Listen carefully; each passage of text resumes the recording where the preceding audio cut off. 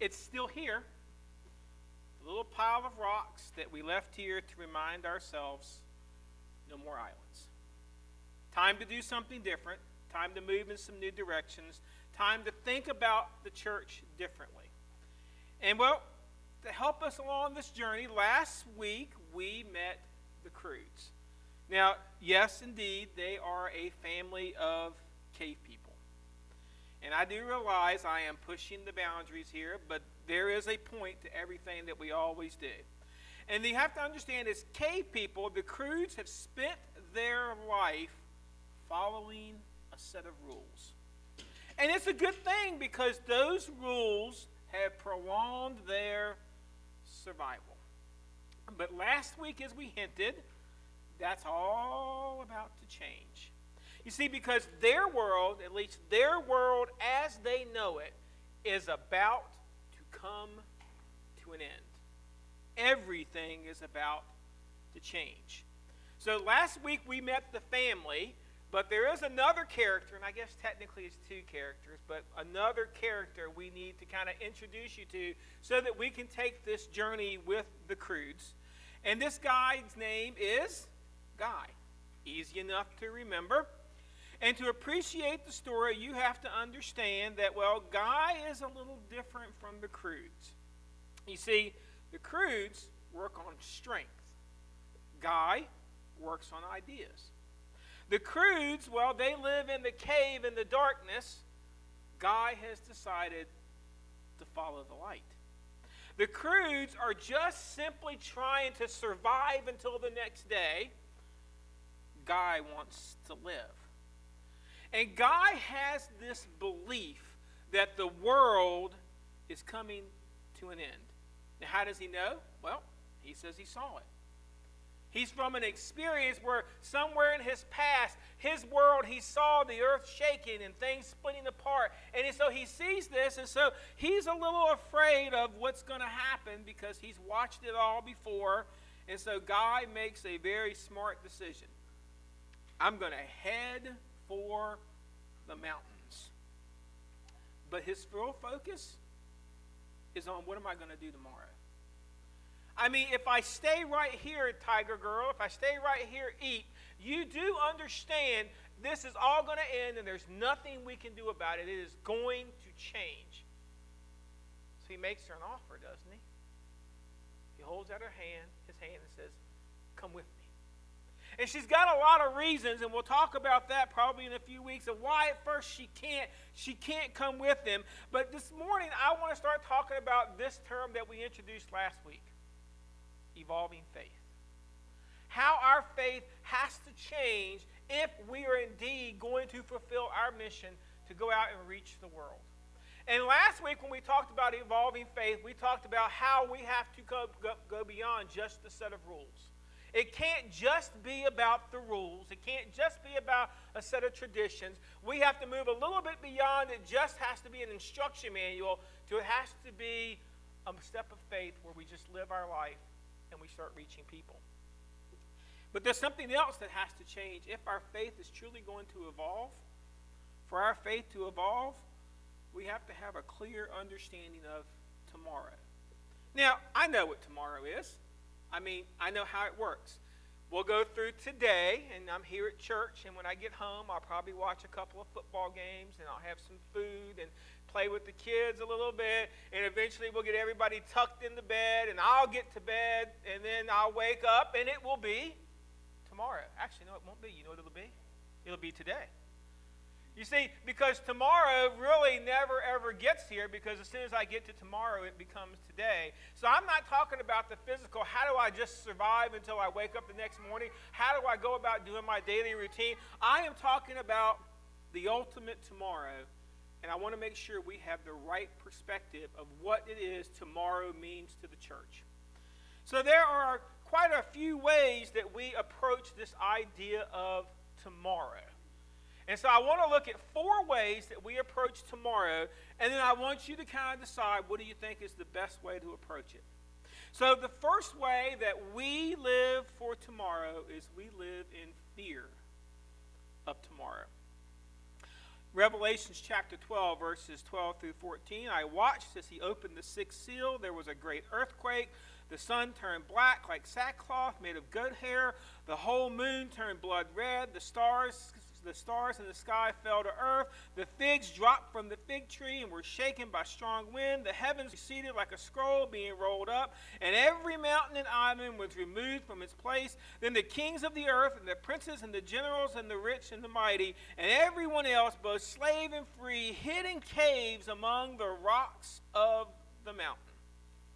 And I read those verses, and it sounds a lot like what Guy was describing, doesn't it?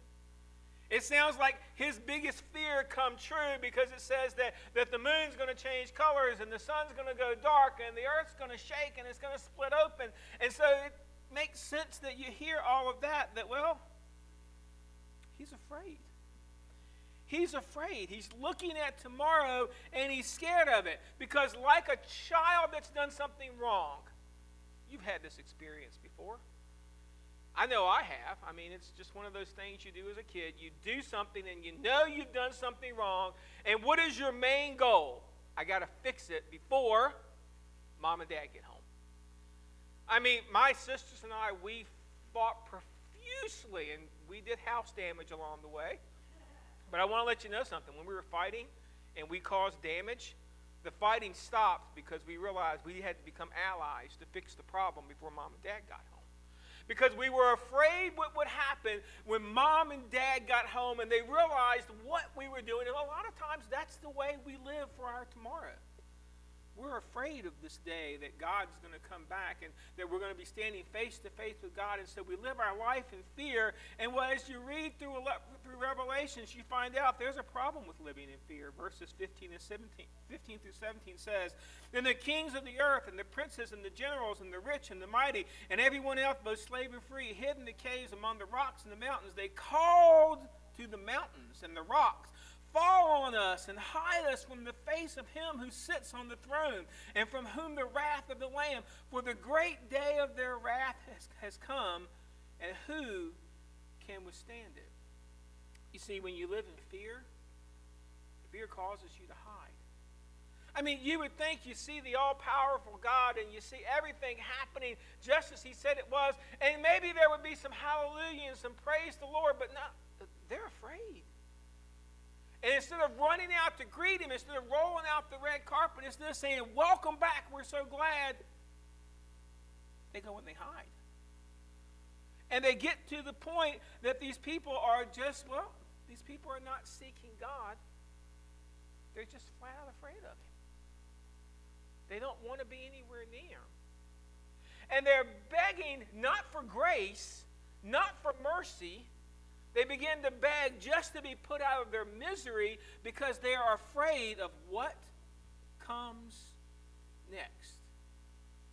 Because you understand at that point, the clock ends and there is no tomorrow as we understand it. There's only a tomorrow as God understands it. And the absolute truth is these people that have lived their life in fear, lived their faith in fear, it never evolved beyond the relationship of God is just somebody there to punish me. I am afraid of him. They are afraid of the lamb. Now, I've been around sheep before. That's another story for another day. And really, they're not very intimidating creatures. They're not. I mean, they're kind of fat and fluffy. They do smell bad. But the little baby sheep, the lambs that come out, they're kind of cute. They'd make good pets if I actually like pets. But there's nothing to be afraid of. But these people see the lamb as something to be afraid of. And I'm afraid sometimes that our church lives in this mindset that, we're afraid of tomorrow, and so we're trying to live by the rules just so when Daddy comes home, we won't have him upset at us, and he'll pat us on the head and say, good job. But if you live that way, then your faith has a stopping point, and you can never leave the island. Because off the island, things get scary. So we can't live in fear of tomorrow, but there's another way that many of us live our life. Sorry, I skipped a slide. If all we have managed is be afraid, then we have to understand that we can't actually live in God's presence. See, I'm getting too excited here. This idea that we can't live in God's presence. We can't stay around God because if I'm afraid, I don't want to be anywhere near him. So now the second way that we live our life. Sometimes, a lot of times, we live like there's no tomorrow. This is what it says in Luke chapter 12, verses 16 through 20. And he told them this parable. Now this is Jesus. He's the he. The ground of a certain rich man yielded an abundant harvest. He thought to himself, what shall I do? I have no place to store my crops. Then he says, this is what I'll do. I will tear down my barns and build bigger ones, and there I will store up my surplus grain, and I'll say to myself, don't you worry about people that talk to themselves. You have plenty of grain laid up for many years. Take life easy. Eat, drink, and be merry, but God said to him, you fool. This very night your life will be demanded from you, and then who will get what you have prepared for yourself? Now, again, I want you to see the idea of living for tomorrow is not just living for the next day. Because this man, he had worked very hard. He did. Man, he put in the hours. I'm guaranteeing you that crop that came in did not just happen. I mean, he didn't wake up one morning and say, ooh, look, it just came out of nowhere. He had been out there and he had plowed the field and he had planted the seeds and he had weeded it and he had been out there and he had plowed it again and made it work up and he had tended to it and chased the deer away and chased the bunny rabbits away. And he had done all the hard work. And, well, his hard work has some success.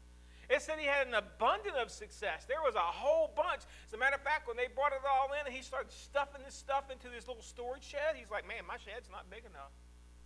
It isn't going to hold all the stuff that I've got. What am I supposed to do? Well, it's amazing. He doesn't think off of the island. He thinks about, oh, wait a minute. I have a plan. I'm going to tear down my old stuff and I'm going to build new stuff so I can keep stuffing stuff inside of my stuff.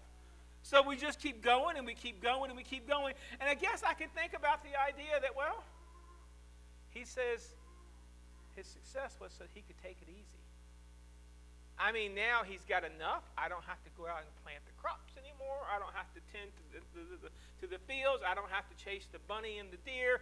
They can have it. I am going to retire and I'm going to take it easy because God has blessed me so much that it's just time to, well, sit, drink, and be merry because life is good.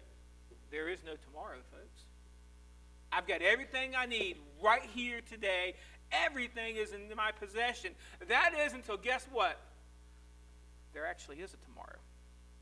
Something actually does happen. You see, there was a tomorrow that he never, ever gave a thought to. He never, ever considered the fact that this life is temporary and there is another tomorrow that exceeds the days of the week, that exceeds the calendars, exceeds the 2-hour delays that they put in your way to go to school. There is something else besides tomorrow. And when Jesus talked about this man, he says, you know what? You're a fool. That sounds kind of harsh. But you need to understand, Jesus was not condemning the fact that he worked hard. There was nothing wrong with working hard. He was not condemning the fact that he was successful. He didn't even condemn the fact that he stored it up. It was just the fact that this man had this mentality that I have enough. My stomach is full. My house is warm. I do not need to consider tomorrow. Philippians 3:19 puts this idea out this way. Their destiny is destruction. Their God is their stomach. Their glory is in their shame, and their minds are set on earthly things because there is no tomorrow. Everything is in the here and now. It says that it leads to the destructive behavior. You really think the man was just going to sit, eat, drink, and be merry? Oh, please. Eventually that gets boring. So you have to put the money to use doing something. And since there is no tomorrow, I have to live like I'm going to get the most out of today. And we know that leads to very destructive behavior. It says he made his focus his own desires. What I want out of life. Let's not worry about the fact that I could have used that plethora of crop. I could have used it to meet some real needs out there. I just want to fulfill my desires. It allows us to take pride in our sin. Man, I can sit there and it's all good because obviously there's nothing wrong with me because look how much God's blessed my life. And there is no tomorrow. It sets our sights on things that will never, ever last. I appreciate Jesus' question. He looked at the man and said, so when there actually tomorrow comes and you're no longer here, all this stuff that you stuffed inside of your stuff and you built bigger, whose is it then? And he never gives the man a chance to answer. Because you know what the point fact is? It's not important who it belongs to. Because tomorrow has arrived. And all the stuff that I've gained living like there is no tomorrow won't fulfill that tomorrow. So I can't live my life in fear of tomorrow. And I can't live my life like there is no tomorrow. But you do understand, I also can't live life like there is only tomorrow. Now, what does that mean? Well, let's take a look at Matthew chapter 24, verses 42 through 44. Therefore, keep watch, because you do not know what day your Lord will come. But understand this, if the owner of the house had known at what time, if the owner of the house had known at what time the thief was coming, he would have kept watch and would have let his house be broken into. So you also must be ready, because the Son of Man will come at an hour when you do not expect him. Now, this passage of Scripture is near and dear to everybody's heart because he's talking about the end times. He's talking about the end. Dun, dun, dun. He's talking about that moment when, you know what, the end is going to come, and it says, be ready for it. There's nothing wrong with being ready. We take vacations every year, and you know what? We don't wait until the night before to start packing. I'm not the kind of vacation person that when I'm going to take a trip, I don't just get in the car and drive and decide when it's time to stop, I'm going to find a hotel. I make reservations, and I pack suitcases, and I make a plan, and I have an itinerary, and there's nothing wrong with that. There's nothing wrong with being ready, but I think we missed the point. You see, sometimes I think we become so obsessed with the end. And we begin to focus on that, and as we become obsessed with the end, we forget that, guess what? It ain't happened yet. We ain't there yet. You see, we stop reading at verse 44, but really we need to go all the way to verse 51 because the lesson isn't in the fact of being prepared. The lesson is like this. Who then is faithful and a wise servant, whom the master has put in charge of the servants in his household and to give them their food at the proper time? It will be good for that servant whose master finds him doing so when he returns. Truly, I tell you, he will put him in charge of all of his possessions. But suppose the servant is wicked and says to himself, my master's staying away a long time, and then he begins to beat the fellow servants and eat and drink with the drunkards. The master of that servant will come on that day. He does not expect him at the hour he is not aware of. He will cut him to pieces and assign him a place with the hypocrites, where there will be weeping and gnashing of teeth. Now that sounds a little more scary.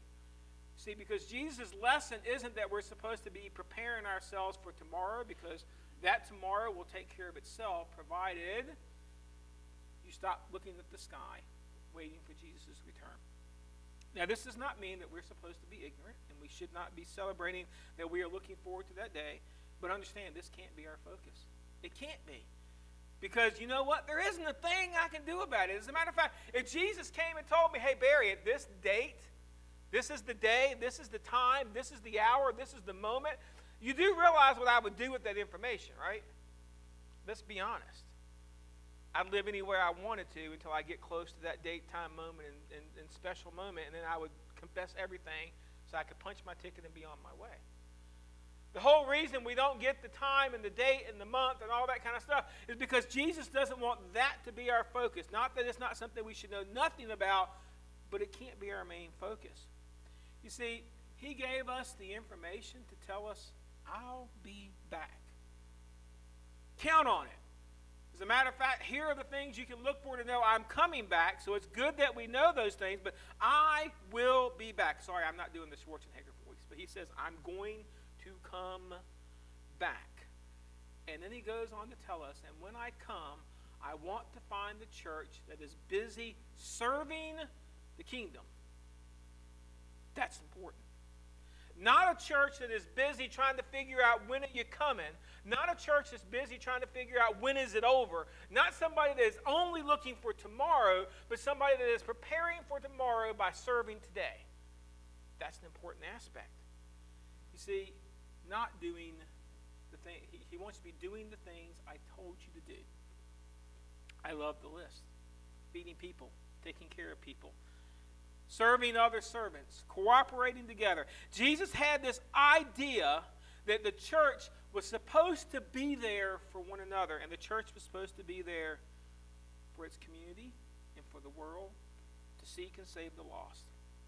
There's this old saying, and I know it's old because my mom told it to me, and she said her grandma told it to her, so it must have been around for a long time. Sometimes in the church we get so heavenly minded that we're absolutely no earthly good. We get so focused on tomorrow and living only for when my end is here that we forget about the fact it's not here yet.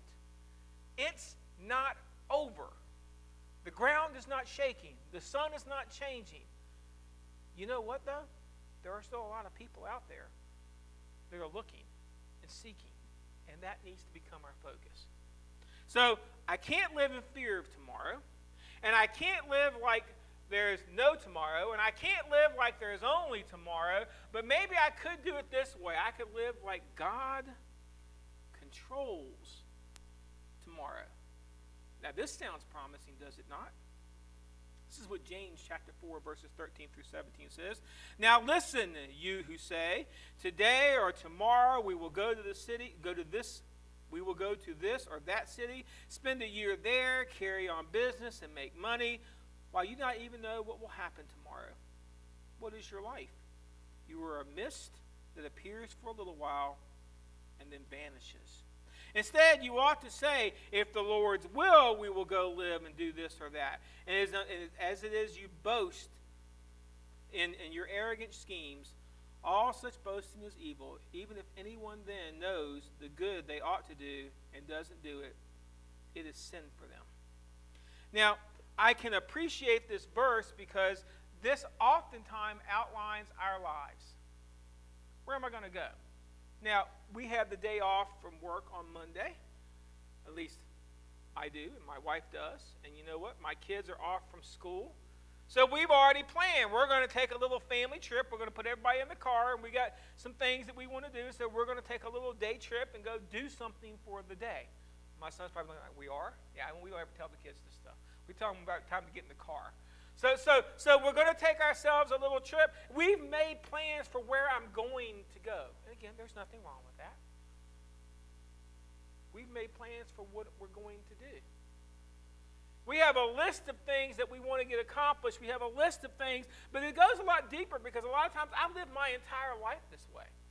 I live my life by a to-do list and what I'm going to get done. And as long as at the end of the week the to-do list is done, then you know what? It's been a good week. But when I get to the end of the week and there's still like 5 or 6 items left on the list and I ran out of time, I start to get stressed. See, because this is how I live my life. How am I going to live?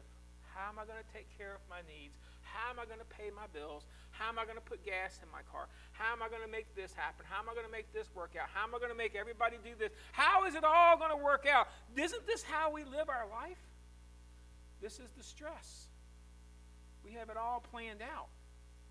We have it all figured out about how it's supposed to work.